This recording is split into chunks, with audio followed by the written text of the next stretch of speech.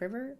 Fritter it. We fritter it. Fritter it away. Rich Girl Roundup. Welcome back, rich girls and boys, to the Rich Girl Roundup weekly discussion of the Money with Katie show. I'm your host, Katie Gatti Tossan, and every Monday morning we will dig into an interesting money discussion. All right, and before we get into it, this week's upcoming main episode is our updated How to Travel for Free breakdown. So it's like our travel rewards deep dive for 2023, featuring a former The Points guy senior editor. So we basically brought in the big guns and said, how about we fact check our strategy here and see how it's evolved. So I'm excited. I know Henah's excited. Okay, on to the roundup. Henah, how you doing? Good. As you know, I was dealing with some health issues, but I feel like those are getting resolved. So I feel like I have a new lease on life. How are you? You're going out of town next week. Yeah, I am. No, I'm excited. I also didn't sleep very well last night.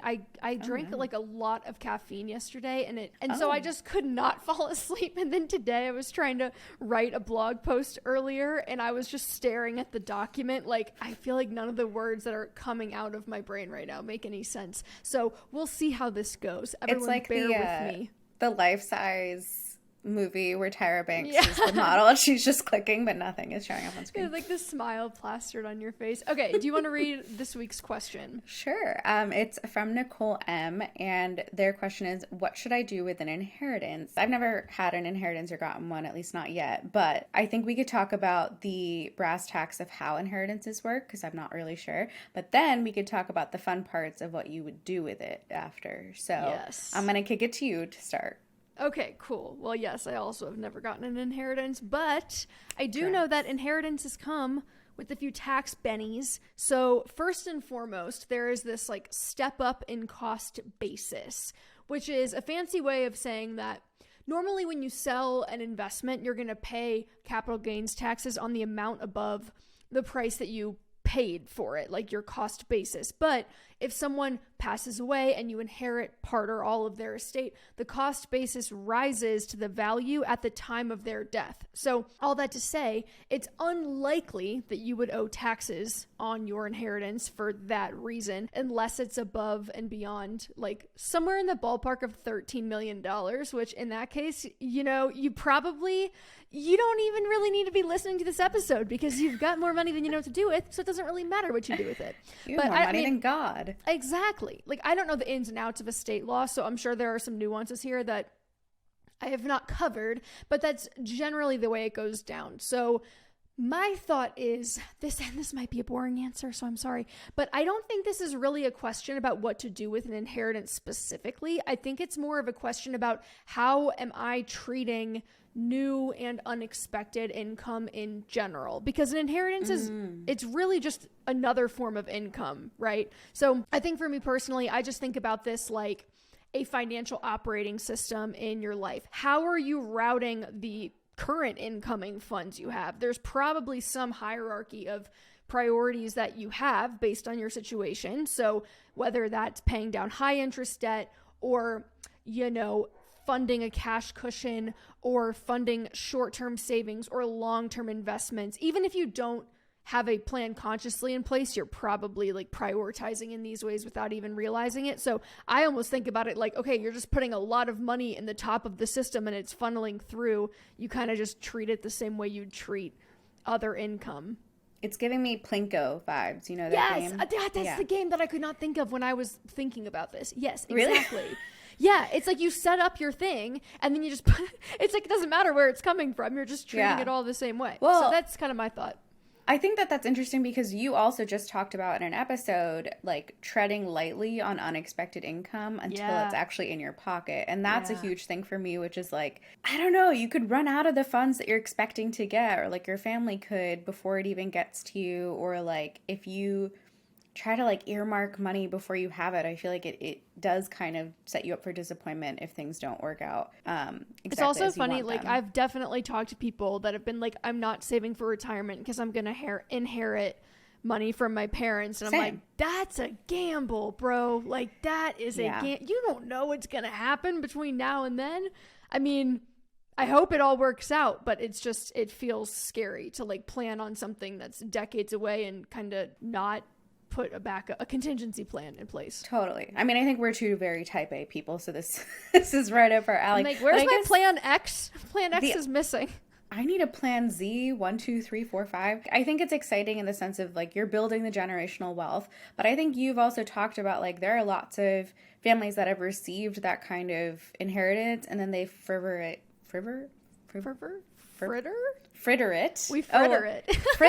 away within like 1 or 2 generations, right? I mean, I'm talking like millions of dollars, but like that is like you kind of have to be careful not to just get the money and then be like, I'm going on a shopping spree because just because you have it, maybe you shouldn't spend it all at once. Immediately scaling up everything. Yeah, definitely. So, okay, let's play a hypothetical then. Okay. Maybe not an inheritance, but let's say that you come into a large sum of money. Maybe it is a lottery. Like, what are you going to do? Okay, so I've actually thought about this a ton because Classic. It's never happened to me, obviously, but my family has asked this question like in like a dinner setting. We were like, okay, what would you do if you won the lottery? And everybody made fun of me because my answer was like too practical. Like my cousins were like, I would buy a fully staffed yacht and like sail around the world. Like I would go on a spaceship.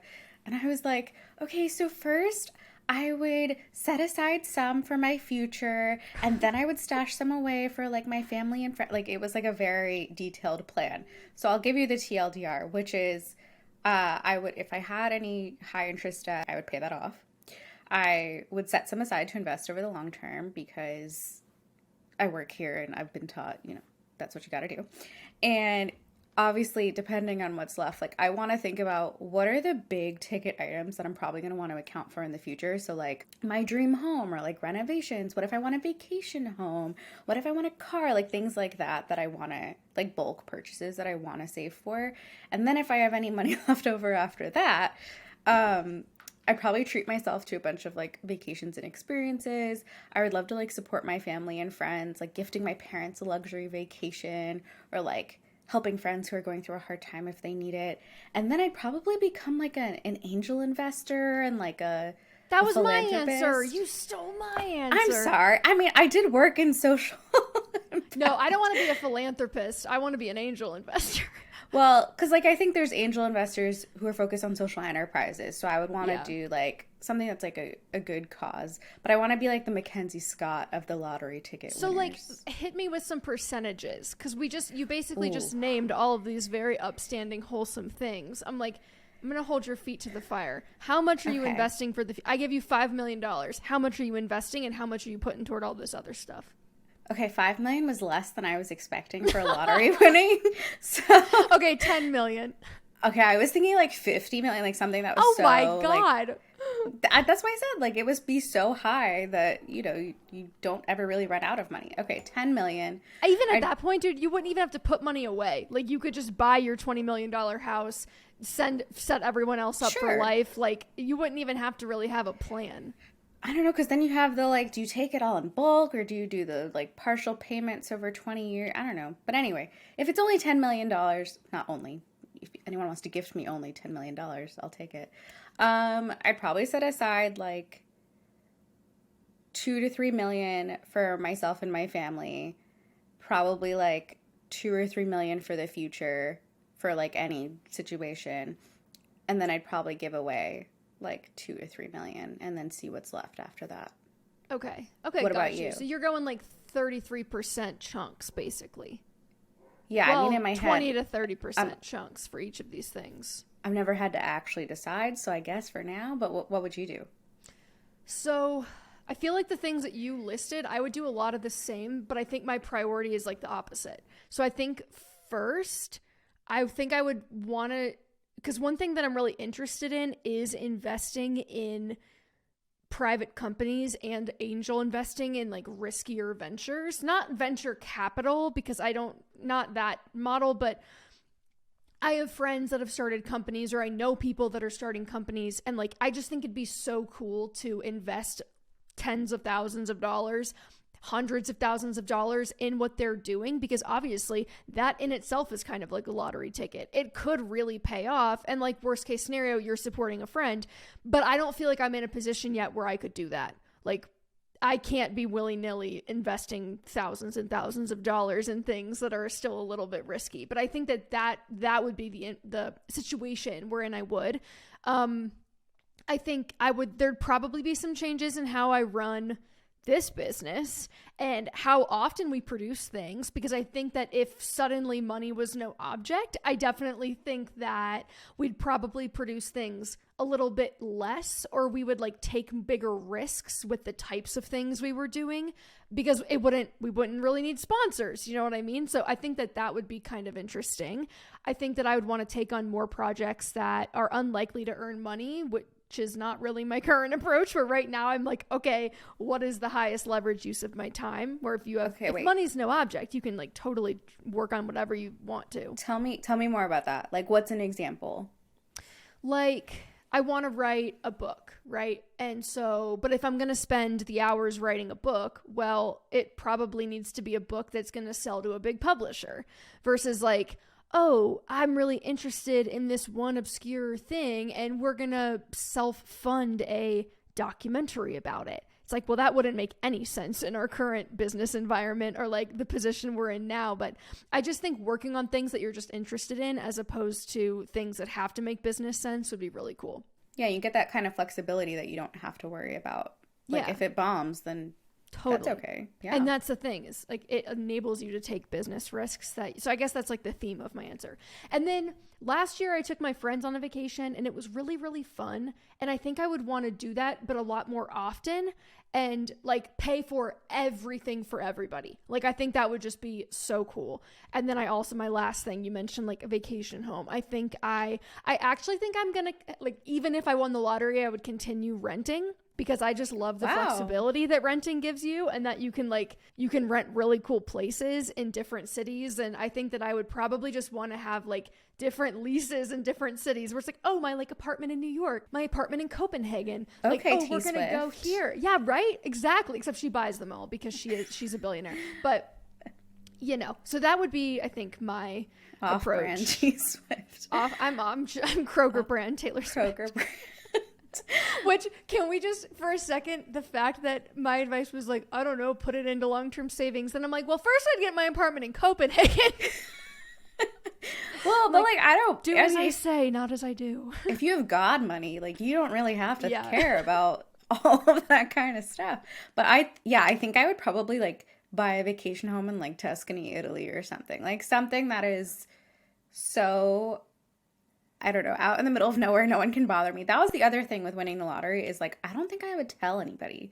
I mean, I'm sure it would kind of become obvious at a certain point. But like, there's no way of telling. Why does Henah have a G-Wagon now? Why do I have a PJ taking me to Vegas for the weekend? No, but like, I've just seen too many horror stories of people coming out of the woodwork once you win something. And so there is absolutely no way that I would tell more than, I actually, like, I got into a fight with my best friend about this, because she told me if she won, she wouldn't tell me. And I was like, you would have been one of the only people I called, and you wouldn't even tell me. So we got into... One of my favorite things is when you make up a hypothetical that hurts your own feelings. Like, yes, you get into a real fight about a hypothetical situation. But you and I have done that too, so it's fine. Anyway, inheritance or not, lottery or not, I feel like you have a lot of options, but you gotta I think there's a balance between spending frivolously, frittering it away, and... Yeah, you made up a new word, frivering. Frivering. The conclusion today is don't friver your inheritance away. And that's all for this week's Rich Girl Roundup. We will see you on Wednesday to chat about travel rewards. I'm so excited. See you then.